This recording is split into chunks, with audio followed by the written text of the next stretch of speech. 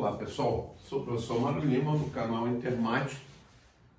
Estou aqui para gravar mais um vídeo sobre teoria dos conjuntos. Tá? Bom, nesse vídeo nós vamos começar a abordar algumas operações que são definidas nos conjuntos.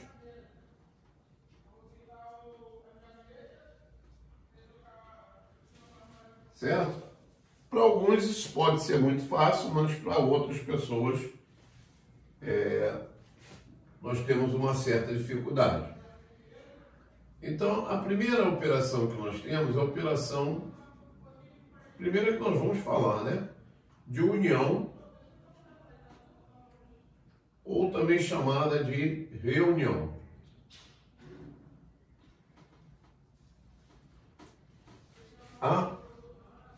E o que essa operação nos fala? Quando você tem dois conjuntos, A e B, nós vamos definir a união e vamos representar com esse símbolo o conjunto dos elementos X, tal que, tá? Esse símbolozinho a gente já comentou, X pertence a A. E agora um outro símbolo, que é o OU. É o conectivo OU. Está aparecendo para a gente pela primeira vez aí. Tá? Lá na lógica, matemática, a gente usa muito esse símbolo. Símbolo conectivo OU. Agora, a gente tem que tomar cuidado que esse OU, ele é um pouquinho diferente do que nós estamos acostumados na nossa língua. Tá? Quando eu digo assim, domingo vou à praia ou vou ao cinema. Esse ou da nossa língua, ele é exclusivo. Quer dizer, se eu for à praia, eu não vou ao cinema. Tá? E se eu for ao cinema, eu não irei à praia. Aqui não. Tá? Esse ou nosso é uma coisa, a outra ou ambas. Tá? Uma coisa ou outra ou ambas, ou as duas. Então vamos ver alguns exemplos aqui. Vamos supor que eu tivesse esse conjunto e quero fazer a união com esse conjunto. Olha, então, a união desses dois conjuntos, ela é formada por aqueles elementos que pertencem somente ao conjunto A, mais aqueles elementos que pertencem somente ao conjunto B, e mais os elementos que pertencem aos dois conjuntos ao mesmo tempo. Então, por exemplo, aqui, ó, o conjunto A, ele vai ceder o 1 e o 3. São elementos que pertencem só a A. Tá? Já o conjunto B vai ceder o quê? O 5 e o 7. Que são elementos que pertencem só ao conjunto, ao segundo conjunto. E além disso, eu ainda tenho o 2, que pertence a ambos. Então ele vai entrar na união também. Tá? Como a ordem dos elementos não altera o conjunto, nós já vimos isso, podemos deixar do jeito que está aí. Tá? Repare que a repetição também de elementos, lembram, não é utilizada. Então, se eu tenho o conjunto 1, 4 e vou fazer a união com 1, 4 e 5, a união desses dois conjuntos será o conjunto 1, 4 e 5. Tá? Então, essa é a operação de união ou reunião. Tá certo? É o conjunto dos elementos X, tal que X pertence ao conjunto A ou X pertence ao conjunto B. Tá? Existe um diagrama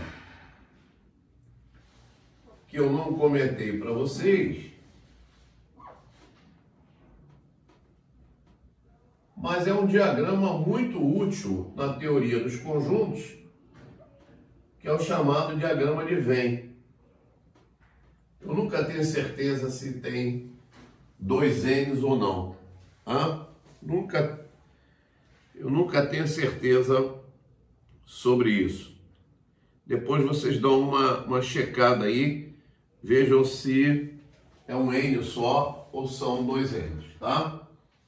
O que significa o diagrama de Venn? O diagrama de Venn é uma curva fechada plana, não necessariamente uma circunferência, tá? Uma curva fechada plana, onde a gente localiza, né, um elemento que pertence ao conjunto na região interior. E um elemento que não pertence ao conjunto a gente coloca na região exterior. Nunca na linha que limita a região interna da externa, porque aí eu vou ficar na dúvida se pertence ou não, tá? Então, numa situação, por exemplo, dessa aqui, eu teria, no primeiro exemplo, o 1, o 2 e o 3 são elementos que pertencem a A, certo? Aí eu vou ter o conjunto B, ó, 2, 5 e 7. Então eu vou pegar um outro conjunto, que eu vou chamar de B, e vou marcar, ó, os elementos 5 e 7. Tá? Esse é o chamado diagrama de Venn. Alguns livros falam também Venn-Euler. Né? Bom, no caso da união, três coisas podem ocorrer. Três situações. A primeira situação é essa aqui, ó. Você tem o conjunto A e o conjunto B, e eles estão nessa situação. Então a união, ela vai ser os elementos que pertencem somente ao conjunto A, os elementos que pertencem somente ao conjunto B e os elementos que pertencem a ambos. Tá? Essa é uma situação que pode acontecer na união. Uma outra situação que pode ocorrer é o conjunto A está contido no conjunto B. Tá? Nós já vimos isso. O A é um subconjunto de B. Nesse caso, a união seria quem? Seria o próprio conjunto B. O A está contido em B. E nós podemos ainda ter uma terceira situação, onde os dois conjuntos não apresentam elementos comuns. Então a união seria o A e o conjunto B. Então, essas são as três situações que poderão ocorrer na união entre dois conjuntos, tá?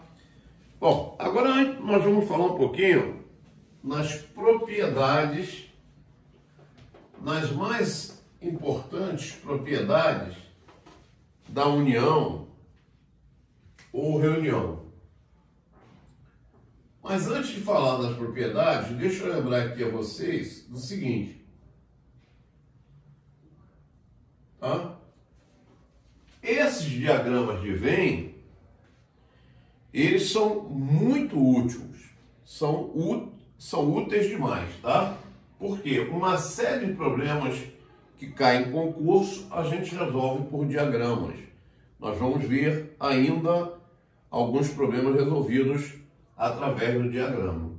Aqueles problemas tradicionais, né? Numa cidade tem 500 pessoas, 200 leem o jornal A, 400 leem o jornal B, quantos leem os dois jornais? Esse tipo de questão. Isso a gente resolve por diagramas, tá bom? Vamos falar um pouquinho dessas propriedades da união ou reunião. A primeira delas é evidente. Quando você faz a união de um conjunto A com ele mesmo, é claro que isso vai dar o próprio conjunto A. Tá? Essa propriedade, ela recebe o nome de idempotente.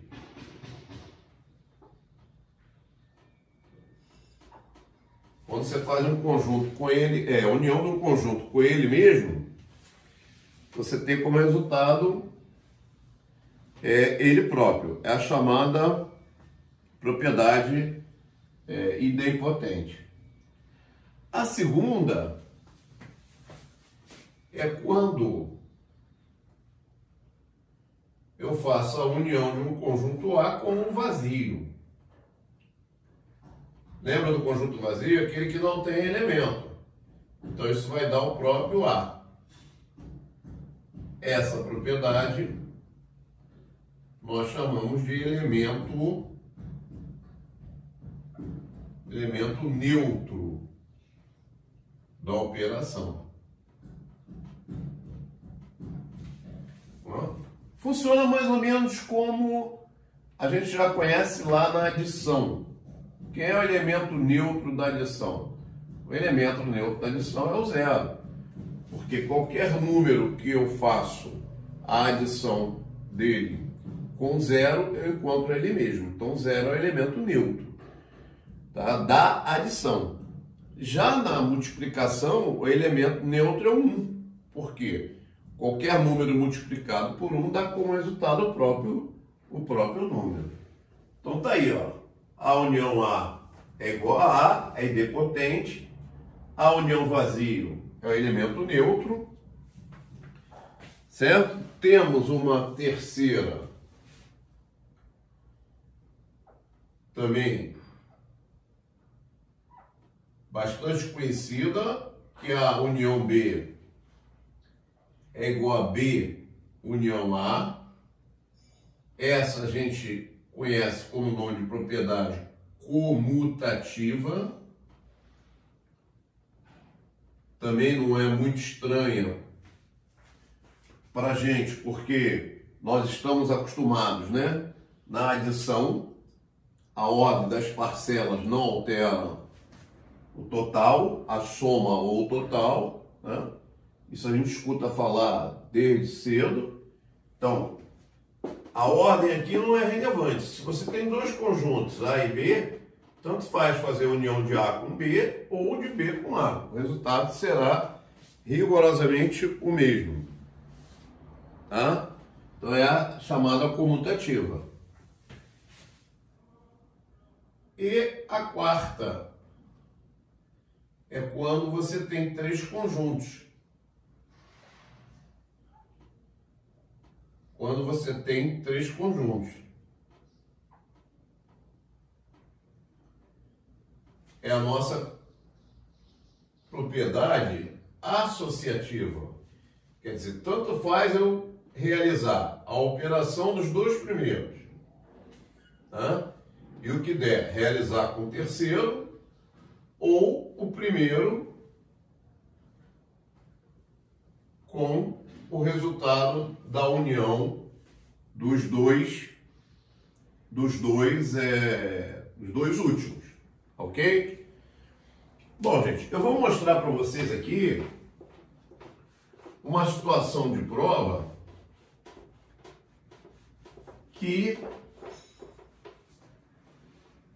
a gente se utiliza muito, tá? Embora não seja uma demonstração, né? Uma demonstração formal, tá? Então, deixar isso bem claro, isso não é uma demonstração formal.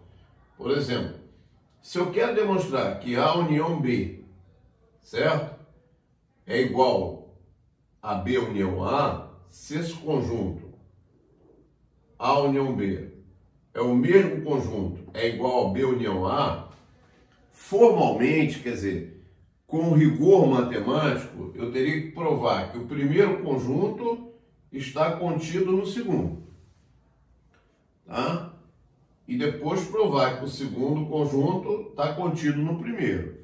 Se o primeiro está contido no segundo e o segundo está contido no primeiro, eles são iguais.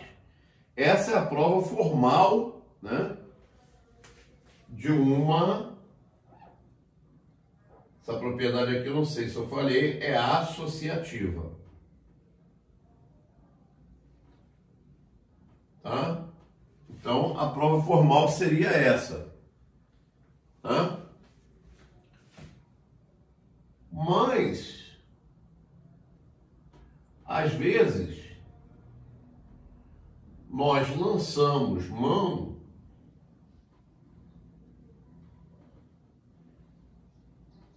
de uma situação que, volto a repetir, gente, não é uma demonstração rigorosa como a matemática exige. Não é uma situação formal, por exemplo, num curso de matemáticos e tal, né, de universitários, tá?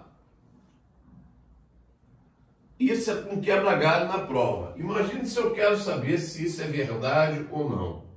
Então, um quebra-galho na prova é você numerar essas regiões. Você numera essas regiões.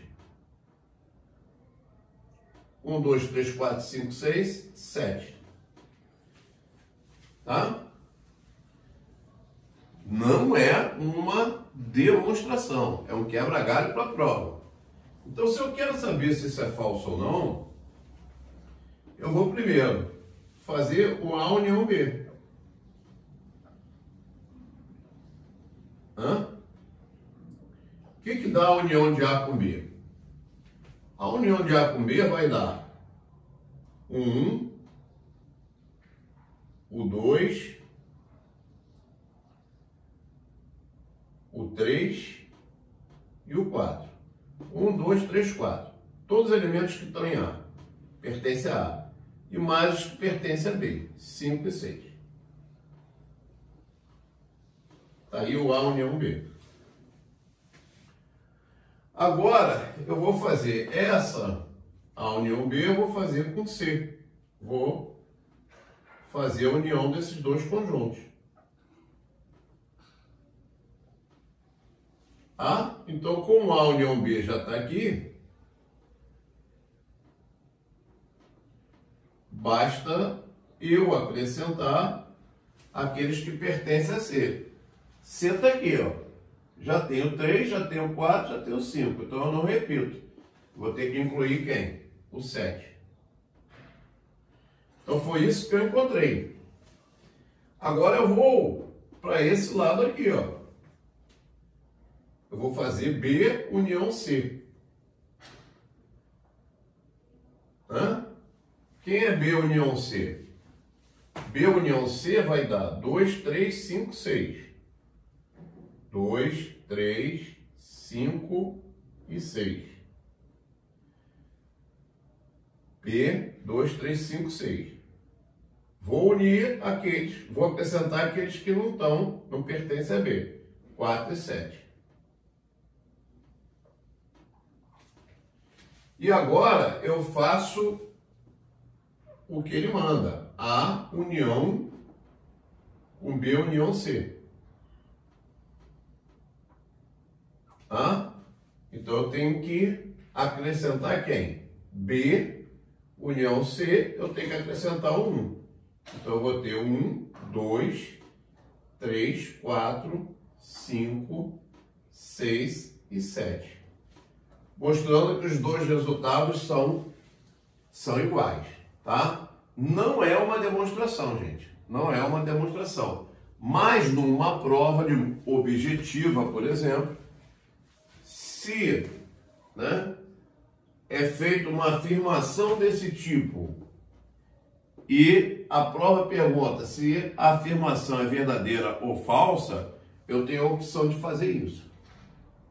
Vai me conduzir o quê? A resposta correta. Não tem o rigor matemático que exige, mas a gente vai acertar a questão. Tá bom?